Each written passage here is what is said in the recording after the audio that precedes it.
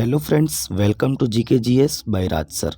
आज है 8 फरवरी और 8 फरवरी से संबंधित जितने भी प्रकार के करंट अफेयर के क्वेश्चन बन सकते हैं वे सभी क्वेश्चन आपके लिए लेकर आए हैं। चलिए वीडियो में आगे बढ़ते हैं, बातचीत करते हैं। अगर अभी तक आपने चैनल को सब्सक्राइब नहीं किया है तो पहले चैनल को सब्सक्राइब करें, बेल आइकन को दबाएं ताकि आगामी वीडियो की नोटिफिकेशन आपको मिल सके। चलिए पहला क्वेश्चन देखते हैं। वन लाइनर क्वेश्चन से स्टार्ट करते हैं, फिर हम ऑप्शन वाले क्वेश्चन में चलेंगे। चलिए, हाल ही में किस देश ने भारतीय नागरिकों के लिए वीज़ा मुक्त यात्रा की घोषणा की है? तो राइट आंसर बताएंगे ईरान, है ना। तो दोस्तों ईरान देश ने भारतीयों के लिए वीज़ा मुक्त यात्रा की घोषणा की है। नेक्स्ट है, हाल ही में किस भारतीय हस्ती को यूएई का गोल्डन वीज़ा प्रदान किया गया है? तो राइट आंसर बताएंगे आनंद कुमार, है ना। आनंद कुमार जी को यूएई का गोल्डन वीज़ा प्रदान किया गया है। किसे? आनंद कुमार। चलिए नेक्स्ट क्वेश्चन में चलते हैं। एशियाई विकास बैंक ने भारत में किसे नए निदेशक के रूप में नियुक्त किया है? तो राइट आंसर बताएंगे मियो ओका। दोस्तों ये मियो ओका हैं जो एशियाई विकास बैंक एडीबी ने भारत में नए निदेशक के रूप में नियुक्त किया है। चलिए नेक्स्ट क्वेश्चन है, गुवाहाटी हाई कोर्ट के मुख्य न्यायाधीश के रूप में किसने शपथ ली है? तो राइट आंसर बताएंगे जस्टिस विजय बिश्नोई। कौन है दोस्तों? जस्टिस विजय बिश्नोई। चलिए नेक्स्ट क्वेश्चन में चलते हैं। Deenbandhu Chhotu Ram thermal power plant किस राज्य में स्थापित किया गया है? तो राइट आंसर बताएंगे हरियाणा।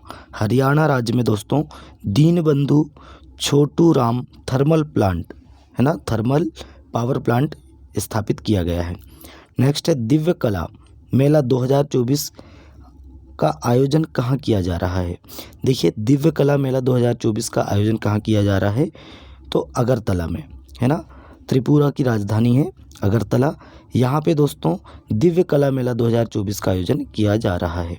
चलिए नेक्स्ट क्वेश्चन है, दक्षिण पूर्व रेलवे ने बुनियादी रेल स्ट्रक्चर के विकास के लिए किसके साथ हाथ मिलाया है?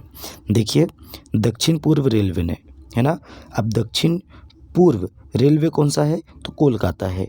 इसने दोस्तों बुनियादी रेल स्ट्रक्चर के लिए, उसके विकास के लिए किसके साथ हाथ मिला है? तो टाटा स्टील के साथ हाथ मिलाया है। चलिए अब हम चलते हैं दोस्तों ऑप्शन वाले क्वेश्चन में। क्वेश्चन है, हाल ही में किस देश ने भारतीय नागरिकों के लिए वीज़ा मुक्त यात्रा की घोषणा की है? तो राइट आंसर बताएंगे ईरान ने। ऑप्शन डी राइट आंसर है। चलिए नेक्स्ट है, दक्षिण पूर्व रेलवे ने बुनियादी रेल स्ट्रक्चर के विकास के लिए किसके साथ हाथ मिलाया है? तो राइट आंसर बताएंगे Tata steel. Option number D right answer है। नेक्स्ट है, दिव्य कला मेला 2024 का आयोजन कहाँ किया जा रहा है? तो राइट आंसर है इसका, आप सभी बताएंगे, अभी हमने पढ़ चुके हैं। ऑप्शन नंबर ए अगरतला। अगरतला में दोस्तों दिव्य कला मेला 2024 का आयोजन किया जा रहा है। नेक्स्ट है, Deenbandhu Chhotu Ram thermal power plant किस राज्य में स्थापित किया गया है? तो राइट आंसर बताएंगे कहाँ पे दोस्तों? हरियाणा। हरियाणा राज्य में Deenbandhu Chhotu Ram thermal power plant स्थापित किया गया है। नेक्स्ट क्वेश्चन है, गुवाहाटी हाई कोर्ट के मुख्य न्यायाधीश के रूप में किसने शपथ ली है?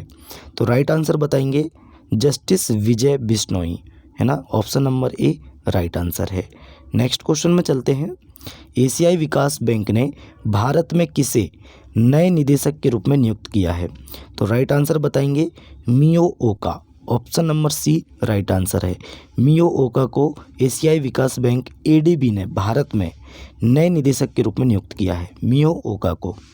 चलिए नेक्स्ट क्वेश्चन है, हाल ही में किस भारतीय हस्ती को यूएई का गोल्डन वीज़ा प्रदान किया गया है?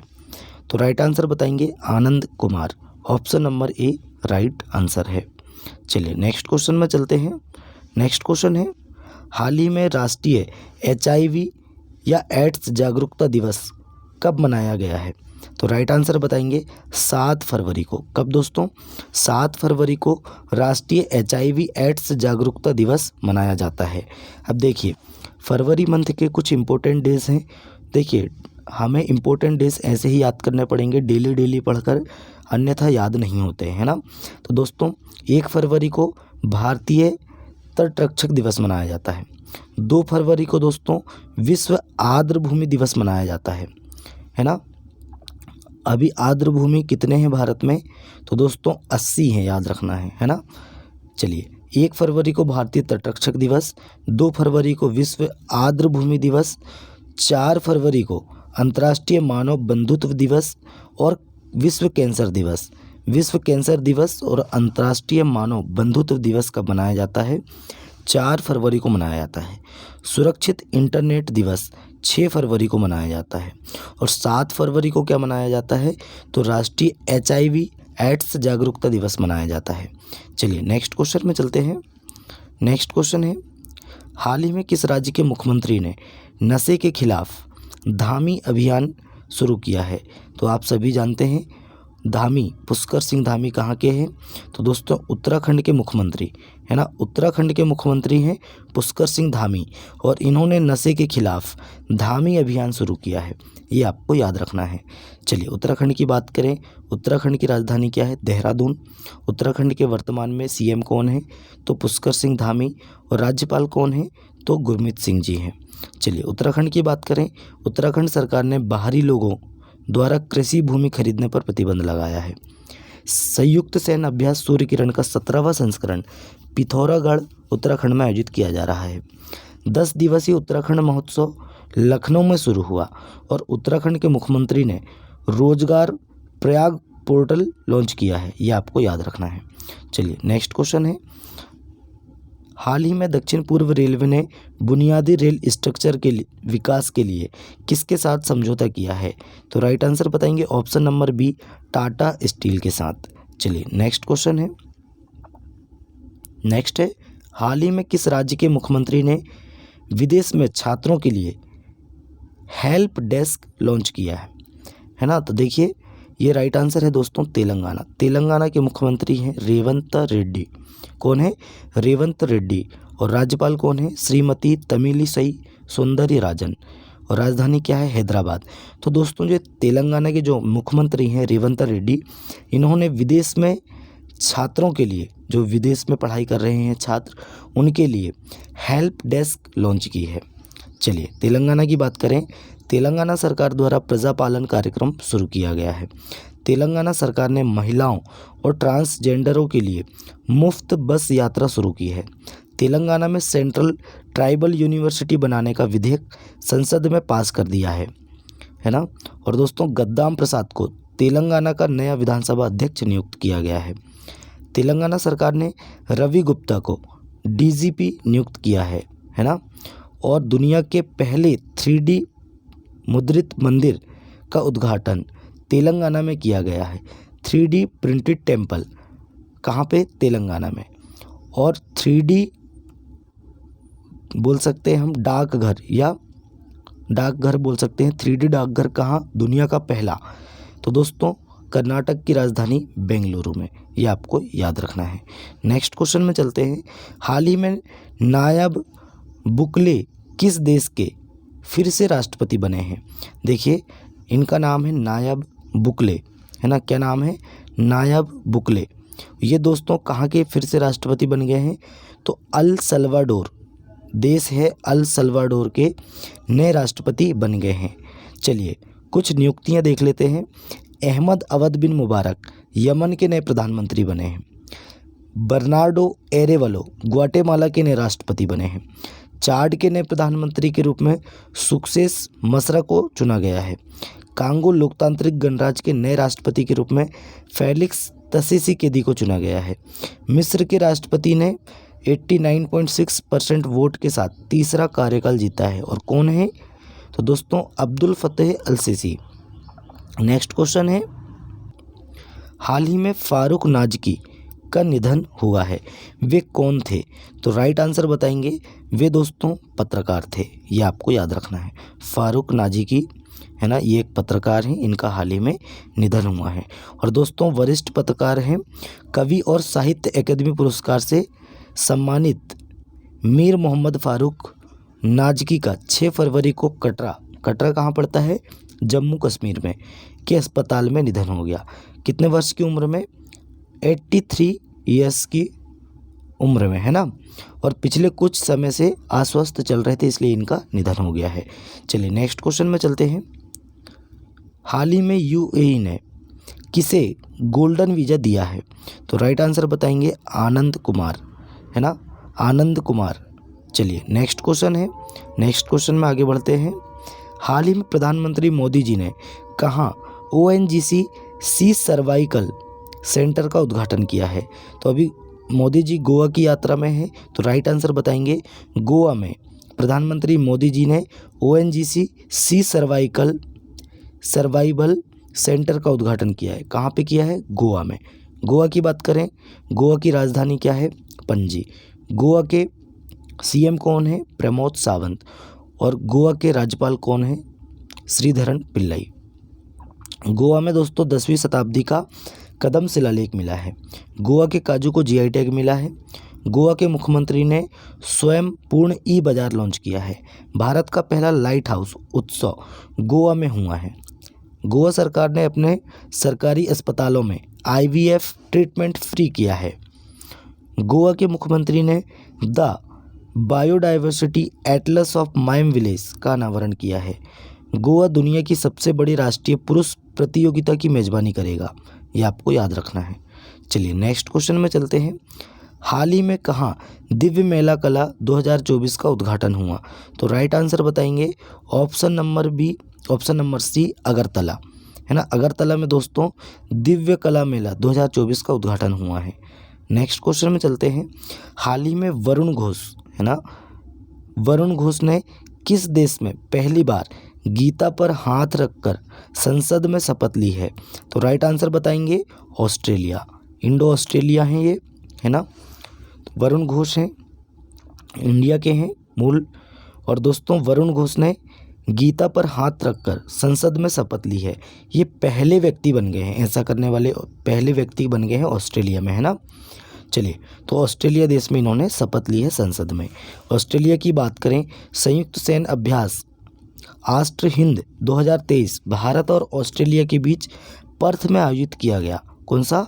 आष्ट्र हिंद 2023। ऑस्ट्रेलिया ने अपने संविधान में देश के मूल निवासियों को मान्यता देने के लिए जनमत संग्रह कराने जा रहा है, ये आपको याद रखना है। विश्व में जीवित परजीवी कृमि का पहला मामला ऑस्ट्रेलिया में पाया गया है, ये आपको याद रखना है। नेक्स्ट क्वेश्चन है। हाल ही में किस देश ने भारतीय पर्यटकों के लिए वीज़ा आवश्यकता को खत्म किया है? तो राइट आंसर बताएंगे ऑप्शन नंबर ए ईरान ने दोस्तों भारतीय पर्यटकों के लिए वीज़ा मुक्त कर दिया है। ईरान की बात करें तो ईरान द्वारा, देखिए ईरान की बात करते हैं। ईरान द्वारा दोस्तों तलाई और नासिर क्रूज़ मिसाइलों का अनावरण किया गया है। ईरान ने 33 देशों के नागरिकों के लिए वीज़ा आवश्यकताओं को समाप्त कर दिया है। ईरान ने नूर 3 उपग्रह को कक्षा में प्रक्षेपित किया है। ईरान ने मुहाजिर 10 ड्रोन का उद्घाटन किया है। अब देखिए वीज़ा मुक्त करने वाले देश कौन कौन से हैं, उनके बारे में देख लेते हैं। देखिए इंडोनेशिया वीज़ा फ्री दिनों की संख्या 30 दिन, थाईलैंड 30 दिन, मलेशिया 30 दिन, वियतनाम 90 दिन, मालदीव 30 दिन, ईरान 15 दिन, है ना। मतलब 6 महीने में आप 15 दिन तक घूम सकते हैं। नेपाल अनलिमिटेड कर दिया है नेपाल ने। केन्या ने भी अनलिमिटेड कर दिया है। श्रीलंका का दोस्तों 31 मार्च 2024 तक अनलिमिटेड है, आप बिना वीज़ा के घूम सकते हैं। चलिए नेक्स्ट क्वेश्चन में चलते हैं। हाल ही में टाटा डिजिटल ने किसे MD और CEO नियुक्त किया है? किसने? टाटा डिजिटल ने, है ना। तो राइट आंसर बताएंगे दोस्तों किसे नियुक्त किया गया है? Naveen Tahilyani. Option number C right answer है। नवीन तहिलियानी को टाटा डिजिटल ने MD और CEO नियुक्त किया है, ये आपको याद रखना है। चलिए, राजस्थान के नए एडवोकेट जनरल के रूप में राजेंद्र प्रसाद को नियुक्त किया गया है। कुछ हम प्रमुख नियुक्तियां देख रहे हैं। स्वास्थ्य सचिव के रूप में अपूर्व चंद्रा को नियुक्त किया गया। सूचना एवं प्रसारण सचिव के रूप में संजय जाजू को नियुक्त किया गया। जस्टिस रितु बाहरी उत्तराखंड की पहली महिला मुख्य न्यायाधीश नियुक्त हुई है।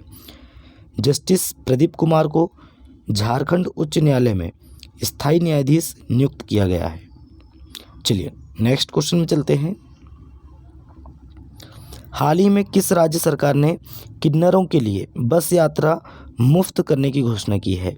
तो राइट आंसर बताएंगे ऑप्शन नंबर बी, दिल्ली, है ना। तो दोस्तों दिल्ली ने दोस्तों जो हमारे किन्नर हैं उनके लिए बस यात्रा मुफ्त करने की घोषणा की है। चलिए नेक्स्ट क्वेश्चन है, हाल ही में राजकोट स्टेडियम का नाम किसके नाम पर रखा जाएगा? तो राइट आंसर बताएंगे निरंजन साहा, है ना। ये दोस्तों सौराष्ट्र क्रिकेट एसोसिएशन के पूर्व सचिव रह चुके हैं और इनके नाम पर ही राजकोट स्टेडियम का नाम बदलकर निरंजन साहा स्टेडियम रखा जा रहा है। राइट आंसर ऑप्शन नंबर ए, निरंजन साहा। नेक्स्ट क्वेश्चन है, हाल ही में अपशिष्ट जल उपचार के लिए किस शहर को जल योद्धा के रूप में मान्यता मिली है? राइट आंसर बताएंगे ऑप्शन नंबर सी, नोएडा को दोस्तों। तो देखिए हाल ही में अपशिष्ट जल उपचार के लिए किस शहर को जल योद्धा के रूप में मान्यता मिली है? तो राइट आंसर है नोएडा, है ना। नोएडा में आपको कुछ याद नहीं आता? देखिए हमने कल पढ़े हैं 242 फीट ऊंची आदि शिवा की मूर्ति स्थापित की जाएगी नोएडा में। कहाँ पे? तो जेवर इंटरनेशनल एयरपोर्ट, है ना। चलिए नेक्स्ट क्वेश्चन में चलते हैं। अब हम पेपर कटिंग देखते हैं, डिटेल वाले क्वेश्चन देखते हैं। देखिए डिटेल वाले क्वेश्चन में बात करें तो ईरान ने दोस्तों भारतीयों को मिलेगा बिना वीज़ा के एंट्री, ये आपको याद रखना है। यह भी हमने क्वेश्चन पढ़ चुके हैं, इसके बारे में डिटेल जानें। तो ईरान ने पर्यटन और वैश्विक जुड़ाव को बढ़ावा देने के उद्देश्य से 4 फरवरी 2024 से भारतीय पर्यटकों के लिए वीज़ा आवश्यकताओं को समाप्त कर दिया और भारतीय साधारण पासपोर्ट धारक हर 6 महीने में 15 दिनों तक यात्रा कर सकते हैं, ये आपको याद रखना है। चलिए नेक्स्ट क्वेश्चन है, ये है दोस्तों भारत म्यांमार की बॉर्डर है और यहाँ पे दोस्तों माफ़ी चाहते हैं, है ना। देखिए भारत में म्यांमार की बॉर्डर कितनी है? 1643 किलोमीटर और यहाँ पे केंद्र सरकार ने फेंसिंग कराने का निर्णय लिया है ना। भारत सरकार ने सीमा सुरक्षा को लेकर बड़ा फैसला किया है। इसके तहत 1643 किलोमीटर लंबी भारत म्यांमार सीमा पर बाड़ लगाई जाएगी, फेंसिंग की जाएगी, ये आपको याद रखना है ना। चलिए नेक्स्ट क्वेश्चन में चलते हैं। महाराष्ट्र का 40 रोपवे परियोजनाओं का प्रस्ताव NHAI के साथ समझौता ज्ञापन पर हस्ताक्षर, ये आप देख सकते हैं, इसको बोलते हैं रोपवे सेवा। आप भी बैठे होंगे इसमें, है ना। और ये तार लगी हुई है, यहाँ से हम एक पहाड़ी से दूसरी पहाड़ी में ऊंचाइयों पर जाने के लिए इसका उपयोग करते हैं, जहाँ पे बहुत कठिन रास्ता रहता है। चलिए तो दोस्तों इसके बारे में पढ़ते हैं। महाराष्ट्र का 40 रोपवे परियोजनाओं का प्रस्ताव NHAI के साथ समझौता ज्ञापन पर हस्ताक्षर, कितने? 40 रोपवे परियोजनाओं का।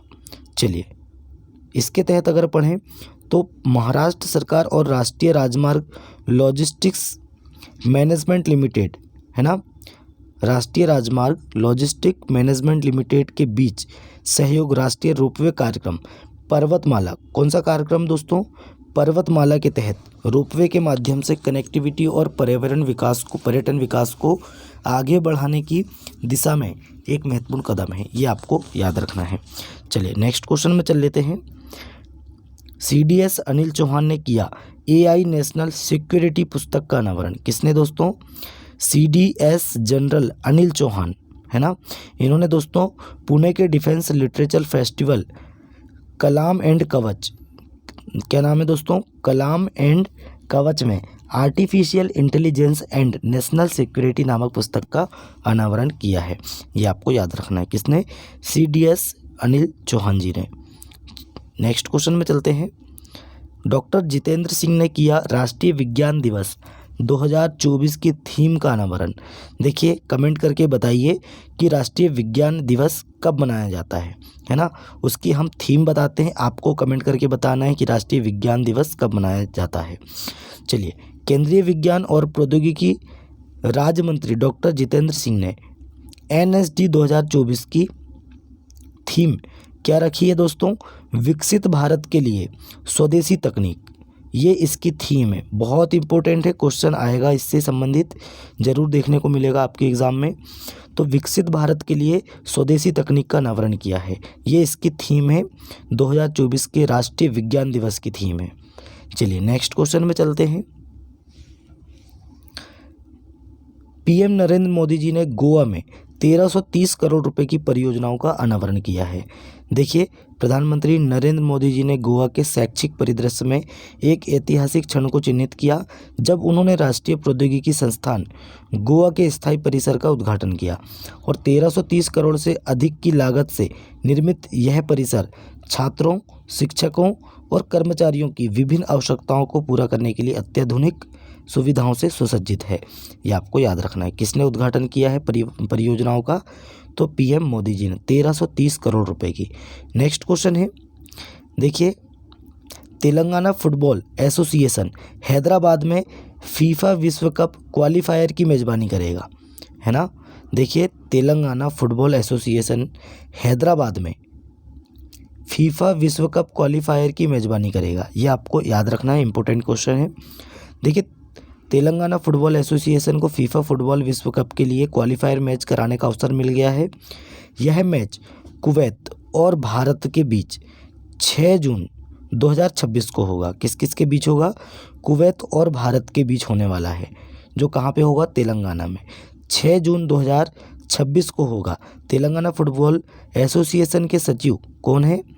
तो जीपी पालगुना ने इस खबर की पुष्टि की है और माही और टीएफए सचिव जीपी पालगुना ने बताया कि तेलंगाना के मुख्यमंत्री रेवंत रेड्डी साथ सार्थक चर्चा हुई है और जीपी भारतीय फुटबॉल टीम के प्लेयर भी हैं। कौन? जीपी पालगुना, ये आपको याद रखना है, ये भारतीय फुटबॉल टीम के प्लेयर भी रह चुके हैं। चलिए नेक्स्ट क्वेश्चन में चलते हैं। ये दोस्तों राष्ट्रपति बन गए हैं अल सल्वाडोर के। कौन है दोस्तों? तो नायब बुकेले। कौन है? नायब बुकेले हैं दोस्तों, अल सल्वाडोर के राष्ट्रपति बन चुके हैं फिर से, है ना। चलिए नेक्स्ट क्वेश्चन में चलते हैं। फिच रेटिंग, है ना, देखिए वैश्विक रेटिंग एजेंसी है फिच, इसने दोस्तों भारत का राजकोषीय घाटा 5.4% रहने का अनुमान लगाया है। कितने? 5.4% रहने का अनुमान लगाया है। वैश्विक रेटिंग एजेंसी फिच का अनुमान है कि वित्त वर्ष 2025 में भारत का राजकोषीय घाटा सकल घरेलू उत्पाद का 5.4% तक पहुंच जाएगा, ये आपको याद रखना है। चलिए तो दोस्तों नेक्स्ट क्वेश्चन में चलते हैं। IRCTC ने पर्यटन को बढ़ावा देने के लिए रामायण सर्किट ट्रेन शुरू की है। देखिए, अयोध्या में राम मंदिर के उद्घाटन के बाद भारतीय रेलवे, खान पान और पर्यटन निगम IRCTC, है ना, ने दोस्तों एक सावधानीपूर्वक तैयार किया गया दौरा कार्यक्रम पेश किया और 4 फरवरी को शुरू हुई यह तीर्थ यात्रा भक्तों को भगवान राम की गाथा से जुड़े प्रतिष्ठित स्थलों से जोड़ने में एक महत्वपूर्ण मील का पत्थर है। चलिए तो दोस्तों आज का हमारा करंट अफेयर यहीं समाप्त होता है। वीडियो कैसा लगा कमेंट करके बताएं। अपने दोस्तों में वीडियो को ज़्यादा से ज़्यादा शेयर करें, लाइक करें और चैनल को सब्सक्राइब करें। चलिए मिलते हैं तब तक के लिए नेक्स्ट वीडियो में। जय हिंद, जय भारत।